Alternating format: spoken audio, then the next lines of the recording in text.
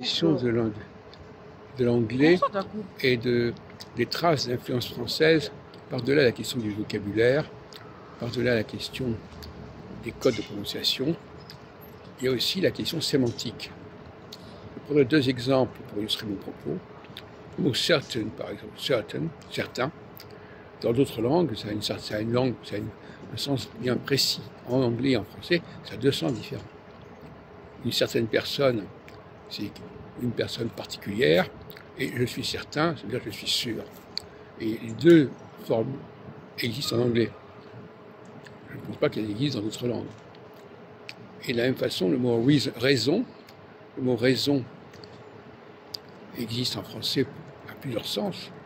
Avoir raison, mais avoir aussi une bonne raison de faire quelque chose, une mauvaise raison d'ailleurs, trouver une raison pour faire ça. Et l'anglais a ces deux sens, à mon avis. Reason, qui est d'ailleurs le même mot qu'en français, comme certain est le même mot qu'en français. Mais là, le problème n'est pas là. Le problème, c'est pas le mot, c'est pas l'empreinte du mot qui est intéressant, c'est l'usage du mot. Le fait qu'on emprunte le mot dans tous ses sens, uniquement dans un sens précis et pas dans les autres sens. Alors, dans certains cas, effectivement, en français, le mot a plus de sens qu'en anglais.